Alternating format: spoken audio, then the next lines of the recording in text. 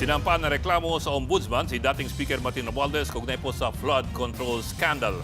Damay din sa pinaiimbestigahan si dating Ako Bicol Party List Representative Zaldico at ilan pang opisyal.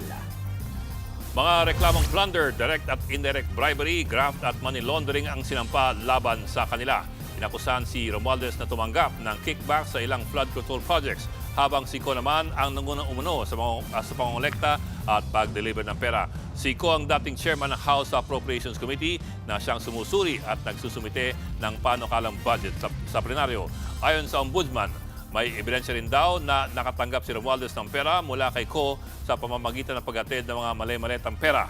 Mula 2022 hanggang 2025, nasa 56 billion pesos ang kabuang halaga ng umano'y nakamkam mula sa flood control budget. May ebidensya raw na paulit-ulit nakakuha ng ill-gotten wealth sina Romualdez at Ko sa pamamagitan ng kickback at pag-impluwensya sa proseso ng pambansang pondo. Matibay din daw ang ebidensyang paulit-ulit silang tumatanggap ng kickback mula sa flood control projects. Sa reklamong money laundering laban kay Romualdez, giniit ng Special Panel of Investigators na ang perang nakuha ng kongresista bilang kickback ay hindi lang itinago bilang cash. Ipinadaan umano ito sa mga kumpanya at iba't ibang transaksyon bago gamitin sa pagbili ng ari-arian at mga investments. Bibigyan ng ombudsman sina Romualdez at Ko ng pagkakataong magbigay ng kontrasalaysay para sagutin ang mga alegasyon. Susurin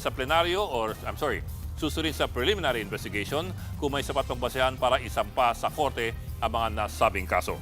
Ayon sa kampo ni Romualdez, noon pa man ay handa na ang kongresistang harapin ang anumang reklamo. Naniniwala raw silang malilinis ni Romualdez ang kanyang pangalan kung magkakaroon lang ng patas na investigasyon. Wala pang bagong pahayag si Zaldico. Una nang sinabi ng ombudsman na tinangka ni Romualdez na umalis ng bansa. Una ring sinabi ng Bureau of Immigration na may natanggap silang report kaugnay ng mag-a-abroad na kongresista. Pero sa bagong pahayag ng kampo ni Romualdez, sinabi nilang dapat itama ng BI ang kanilang pahayag dahil wala itong basehan. Mga kapatid, Mean Los Baños po, huwag magpahuli sa mga balita at impormasyong dapat ninyong malaman. Para sa mas malawak na balitaan at diskusyon, mag-follow at mag-subscribe na sa social media pages ng News 5.